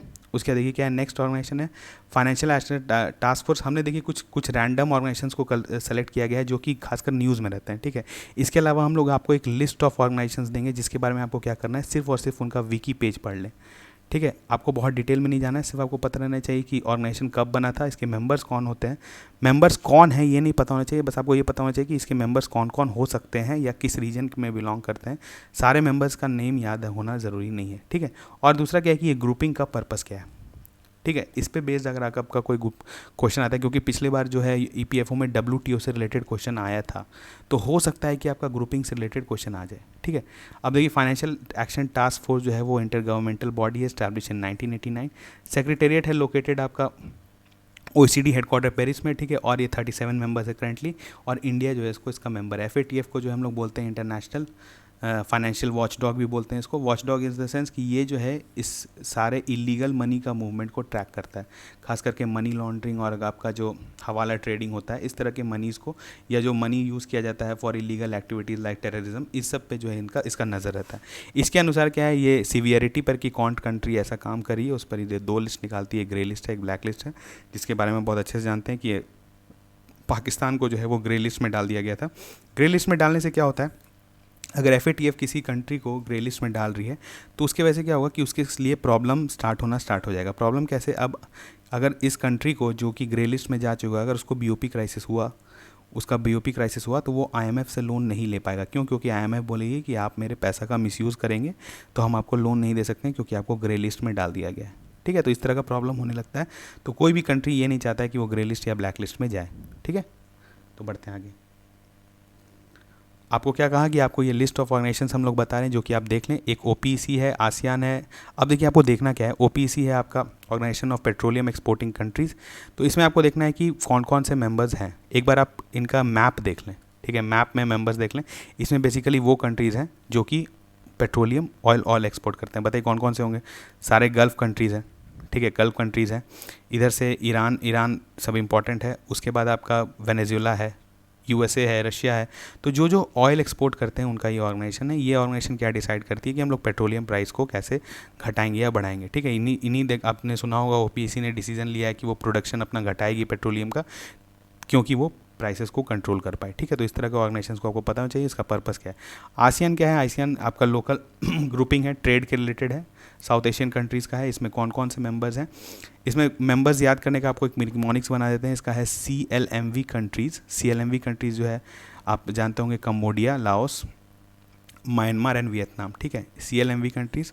और इसके अलावा आप याद कर सकते हैं SIT-PM, ठीक है। SIT-PM क्या हुआ आपका, सिंगापुर, इंडोनेशिया, थाईलैंड, P से आपका क्या हो गया, फिलीपींस, और M से मलेशिया, ठीक है। तो आप याद रख सकते हैं इस तरह से, आपको दिक्कत नहीं होगा। यहाँ पर म्यांमार था, ये मलेशिया है। तो इस तरह से ये जो है टोटल 10 मेंबर्स हैं इसके आसियान के, ठीक है। तो इस तरह से आप याद कर लें इसके कौन कौन से मेंबर्स हैं। बहुत ज़्यादा इंपॉर्टेंट नहीं है, लेकिन आपको इतना ऐसे पता होना चाहिए। उसके बाद ये SCO है, संघाई कॉर्पोरेशन, ये भी आपको पता होना चाहिए इसके बारे में, इसके मेंबर्स कौन है। ये सब देखिए आपको बता दे रहे हैं, क्योंकि आप इसके बारे में आपको 15-20 मिनट लगेगा, आप इसके बारे में गूगल करके बैठ जाएं, कुछ इन्फॉर्मेशन देख के जाएं। अगर क्वेश्चन आए तो आप इसको मिस ना करें, ठीक है। ब्रिक्स बहुत इंपॉर्टेंट है इंडिया के कंटेक्स्ट में, आप इसको भी देख सकते हैं। बिम्स्टेक, अब देखिए इसका भी एक मिनिमोनिक है बिम्स्टेक को याद करने का। EC आप इसका लास्ट हटा दीजिए, इसमें सिर्फ BN जोड़ दीजिए, ठीक है, ठीक है। तो B से आपका क्या होगा, B से आप लोग मेंबर्स हम लोग याद कर ले रहे हैं यहाँ पर, ठीक है। तो B से आपका क्या होगा, बांग्लादेश, इंडिया, म्यांमार, क्या हुआ, S से श्रीलंका, ठीक है। बिम्स और T से क्या हो गया आपका, थाईलैंड, ठीक है। और यहाँ पर फिर क्या हुआ बाद में, आप भूटान एंड नेपाल, ठीक है। तो इस तरह का चीज़ अगर आपको पता है, ठीक है, अगर आपको थोड़ा बहुत मिनिमोनिक्स अगर आप याद करके रखते हैं तो आपको मेंबर्स के बारे में ज़्यादा परेशान होने का ज़रूरत नहीं है। उसके बाद GCC है, इसके बारे में भी आप देख लें, ये भी पेट्रोलियम से रिलेटेड है, इसको भी आपको जानना ज़रूरी है। G20 ये भी इंपॉर्टेंट है क्योंकि ये न्यूज़ में रहता है, ठीक है। G20 में भी आपसे, क्योंकि 20 ही मेंबर हैं। देखिए जिस ऑर्गेनाइजेशन में मेंबर्स कम हैं उनका नंबर, मतलब कौन कौन मेंबर है, ये आपसे पूछा जा सकता है। अभी हम लोग एक क्वेश्चन देखेंगे, आपको पता चल जाएगा उससे। और ये जो है ये ऑर्गेनाइजेशन फॉर इस्लामिक कंट्रीज़ जो है ये OIC भी आप इसको देख लें। ये सब छोटे ऑर्गेनाइजेशंस हैं, इसके बारे में आपको पता होना चाहिए। इसी कारण मैं ये ऑर्गेनाइजेशन हमने यहाँ पे लिस्ट कर दिया है कि इसके बारे में एटलीस्ट आप देख लें। अब हम लोग बढ़ते हैं आगे।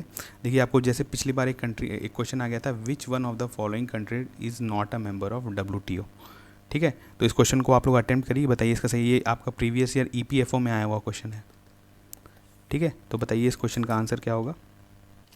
तो इसका सही आंसर क्या है बताइए। इसका सही आंसर है ईरान, ठीक है।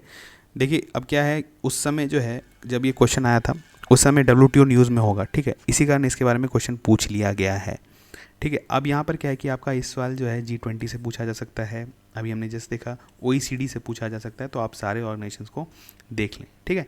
अब यहाँ पर ये क्लोज ऑप्शन था। देखिए रशिया भी जो है बहुत लेटर ऑन 2012 में जो है WTO ज्वाइन किया है, ठीक है।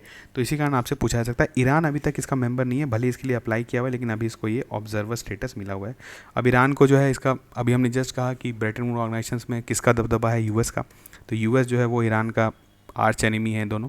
तो यूएस जो है हमेशा क्या करता रहता है, वीटो ईरान के इंक्लूजन पे। तो इस तरह से आप समझ सकते हैं कि ये वर्ल्ड पॉलिटिक्स पर बेस्ड होता है ये मेंबरशिप। और यहाँ पर करेंटली जो अभी आपका आंसर है वो है ईरान। ईरान इसका मेंबर नहीं है, उसका ऑब्जर्वर स्टेटस मिला हुआ है, लेकिन अभी ये फुल मेंबर नहीं है WTO का, ठीक है। आगे बढ़ते हैं। अब देखिए आपका एक क्वेश्चन है रिलेटेड टू G20। अभी हमने जस्ट कहा और ये आपके प्रीलिम्स 2020 में आ चुका है। अब आपको क्या बताना है कि इसमें से कौन 4 कंट्री जो भी आपके ऑप्शन दिए हुए हैं, इसमें से कौन से कंट्रीज जो हैं वो G20 में आते हैं, ठीक है। तो आपका पहला ऑप्शन है Argentina, Mexico, south Africa and Turkey. दूसरा है ऑस्ट्रेलिया, कनाडा, मलेशिया, न्यूजीलैंड। तीसरा है ब्राज़ील, सऊदी अरेबिया, वियतनाम। चौथा है Indonesia, Japan, Singapore and south Korea. बताइए कौन से ग्रुप्स हैं, कौन से ऑप्शन आपका सही है जो कि सारे लाई करते हैं G20 कंट्रीज़ में।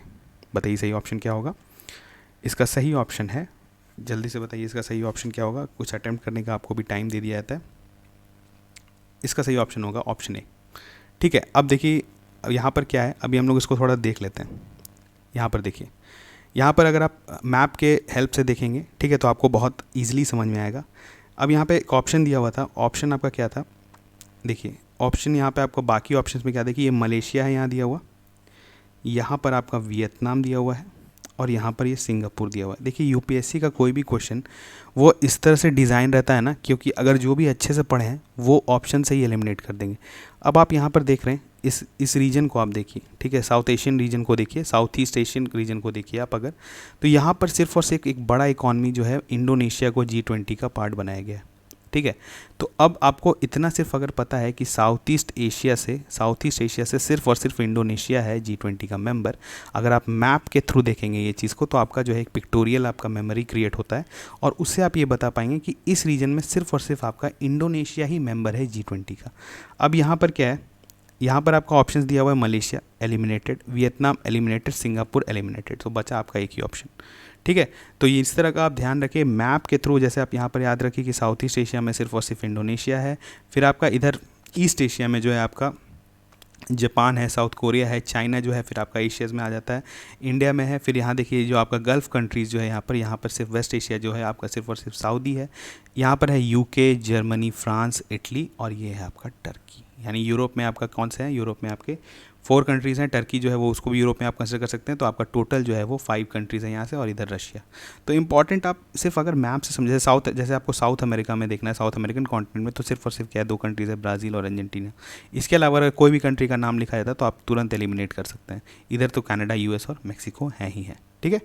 तो मैप का मदद लीजिए। अगर कंट्रीज़ में मेंबर जैसे कोई भी ग्रुपिंग्स हैं उसमें मेंबर्स कम है, ठीक है, तो आपको थोड़ा सा पता होना चाहिए।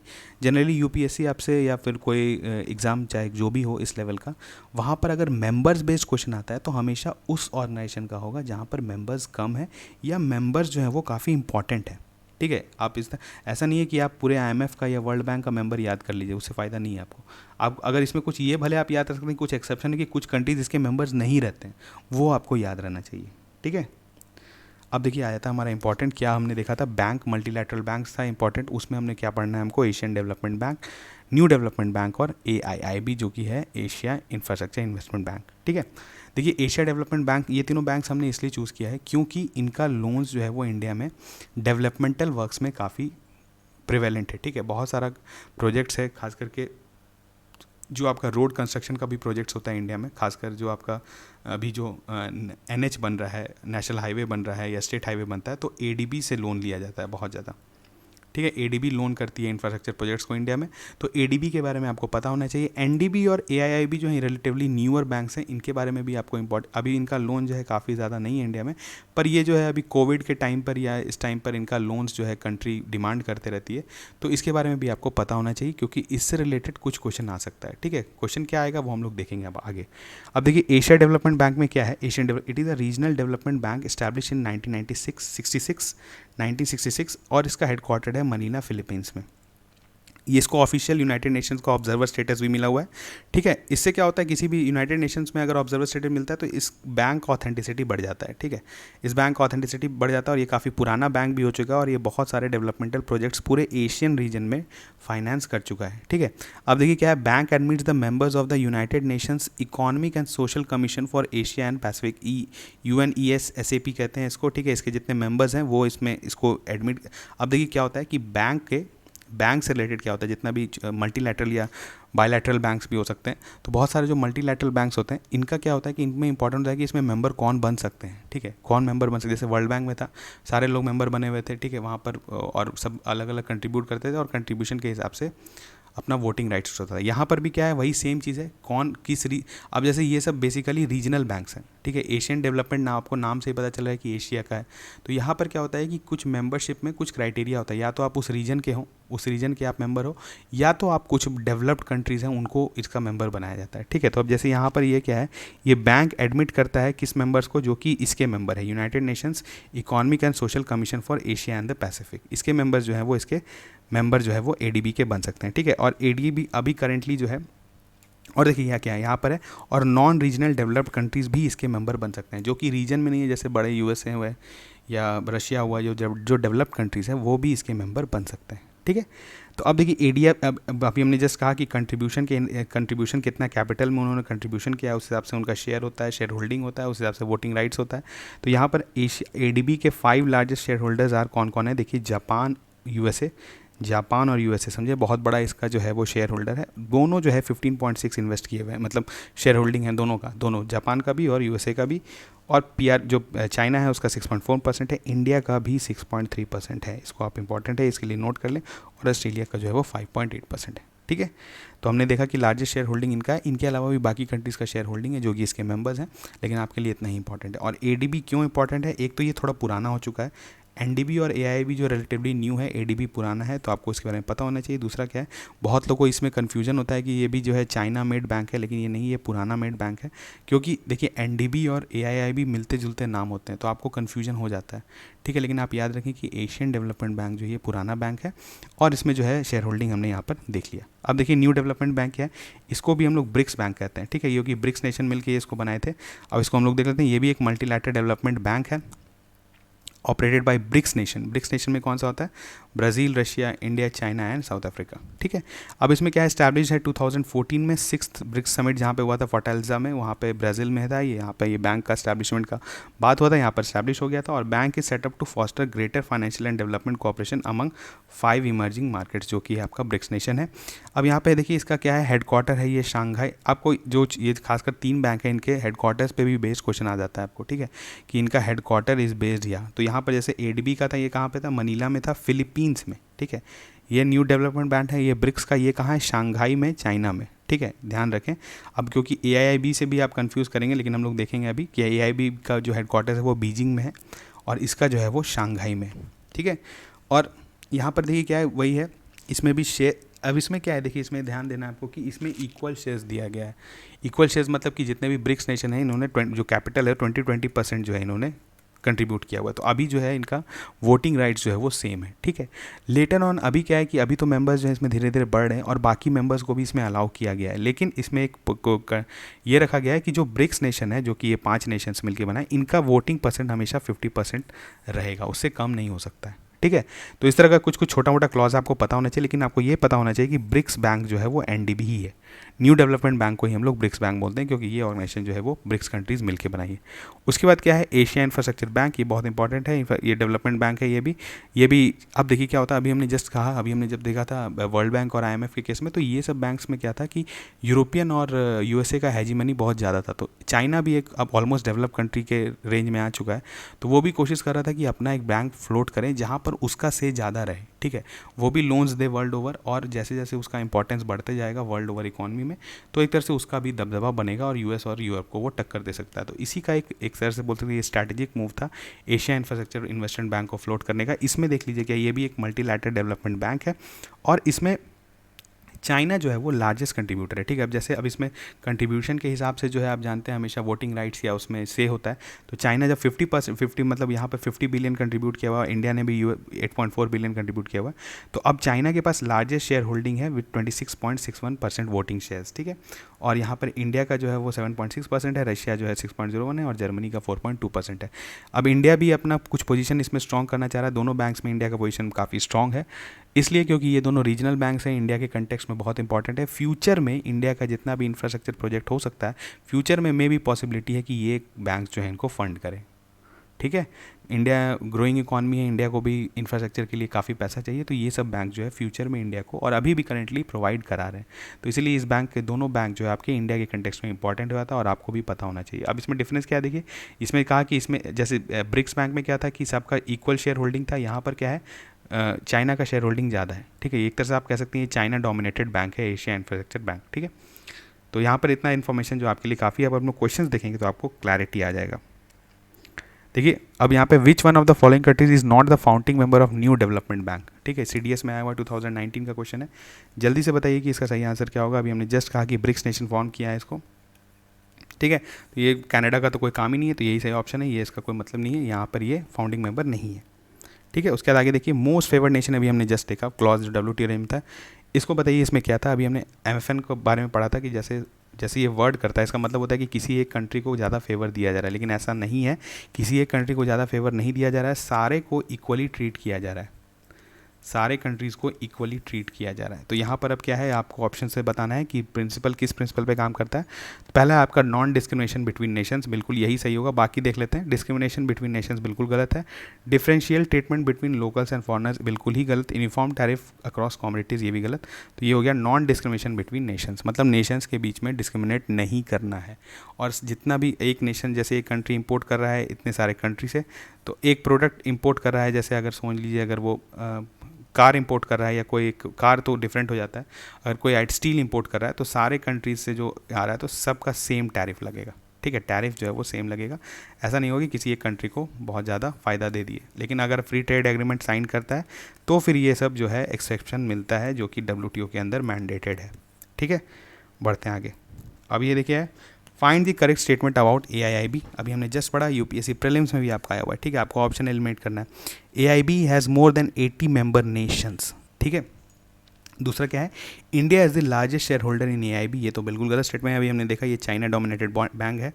AIIB does not have any members from outside Asia, ये भी बिल्कुल गलत है। अभी हम लोग देखेंगे क्योंकि AIIB जो है, देखिए एक पॉइंट वहाँ पे छूट गया था। एशिया इंफ्रास्ट्रक्चर इन्वेस्टमेंट बैंक जो है ये एक तो मल्टीलैटरल बैंक है, ठीक है। इसमें कंट्रीज़ जो है वो आ रहे हैं, लेकिन इसमें क्या है, ये AIIB जो है ये भी अलाउ करता है कि सॉवरेन कंट्रीज़ के अलावा कुछ और मेंबर्स जो हैं, मतलब जो एंटिटीज़ हैं कह सकते हैं, वो भी इसके मेंबर बन सकते हैं। अब एंटिटीज़ में क्या हुआ, कोई फॉरेन बैंक हुआ, ठीक है, या कोई फॉरेन कंपनी है, वो भी इसका मेंबर बन सकता है AIIB का, ठीक है। अलाउ डिपेंड करता है कि वो जो कंट्री ऑरिजिन हो रहा है जहाँ पर वो है, वो भी इसका मेंबर होना चाहिए। तो इसी बारे में बताना चाहिए कि AIIB का जो मेंबरशिप का एम्बिट है वो बहुत बड़ा है, ठीक है। अब इसमें क्या है कि यहाँ पर दिया हुआ है कि AIIB does not have any member from outside से, तो बिल्कुल गलत ही है, क्योंकि अभी इसमें करेंटली शायद 103 मेंबर्स हैं, ठीक है। 103 मेंबर्स है और एशिया से बहुत ज़्यादा मेंबर्स, इसमें एशिया में इतने कंट्रीज़ ही नहीं है, तो 103 मेंबर्स हैं। तो ये पॉइंट गलत हो गया, ये पॉइंट गलत हो गया। AIIB has more than 80 members in nation बिल्कुल सही है, तो आपका सही ऑप्शन हो गया ऑप्शन 1 ओनली, ठीक है। इस तरह का देखिए UPSC में ऐसा क्वेश्चन आया, तो आपका EPFO में भी क्वेश्चन आ सकता है। UPSC में एक ऐसा चलन है कि वहाँ पे क्वेश्चंस रिपीट हो जाते हैं। रिपीट क्या हो जाते हैं, CDS का क्वेश्चन जो है वो EPFO में आ जाएगा, EPFO का क्वेश्चन UPSC में आ जाएगा। इस तरह का क्वेश्चंस जो है आपस में इंटरचेंज होता है, तो इस तरह का क्वेश्चन आपका आ सकता है पॉसिबिलिटी, ठीक है। बढ़ते हैं आगे। अब देखिए यहाँ पर हमने कुछ लास्ट में मिसलेनियस टर्म्स लिया हुआ है, इसके बारे में हम लोग थोड़ा डिस्कस कर लेते हैं।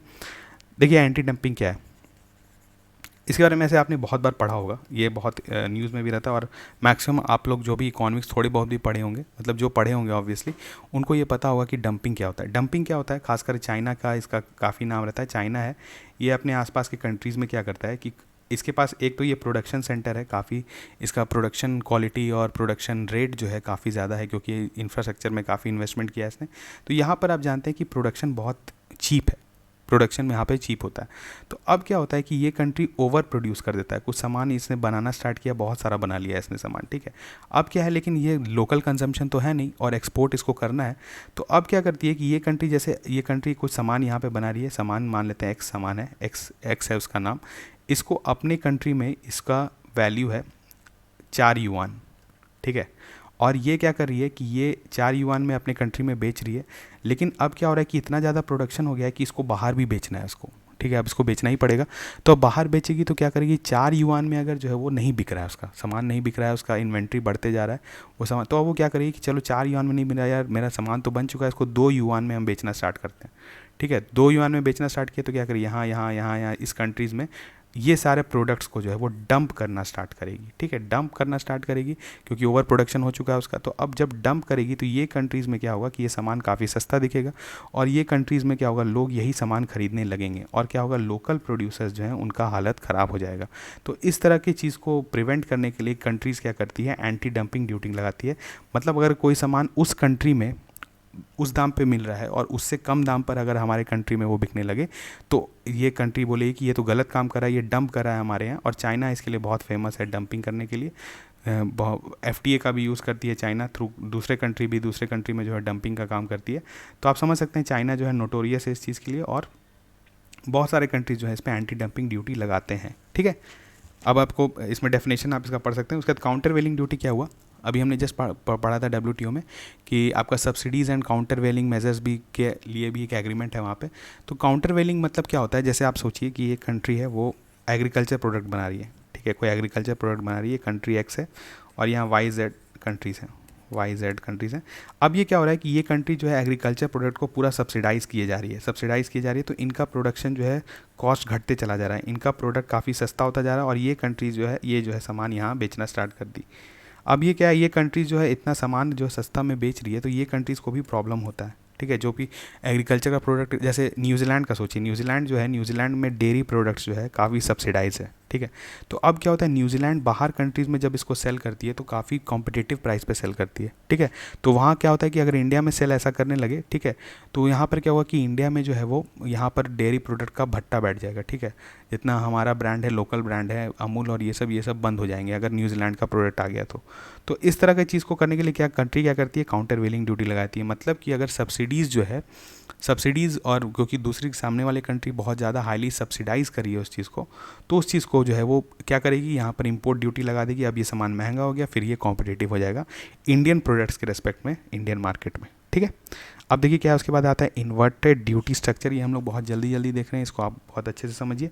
इन्वर्टेड ड्यूटी स्ट्रक्चर क्या होता है कि अगर एक कंट्री को एक सामान प्रोड्यूस करा है, जैसे इंडिया के रेस्पेक्ट में हम लोग देते हैं, और इन्वर्टेड ड्यूटी स्ट्रक्चर का जो न्यूज़ में आया था वो रिलेटेड टू आया था हमारे जो सबसे इंपॉर्टेंट है इलेक्ट्रॉनिक्स प्रोडक्ट में, ठीक है। इलेक्ट्रॉनिक्स प्रोडक्ट में कैसे, देखिए जैसे आप सोचिए कि इंडिया में एक लैपटॉप मैन्युफैक्चर होता है, ठीक है। इंडिया में एक लैपटॉप मैन्युफैक्चर करें, कोई भी इंडियन कंपनी एक लैपटॉप बनाना स्टार्ट की, ठीक है। तो अब उस लैपटॉप में बनाने के लिए उसको क्या चाहिए, उसको चिप चाहिए, उसको जो भी चीज़ चाहिए, ये सब चीज़ चाहिए।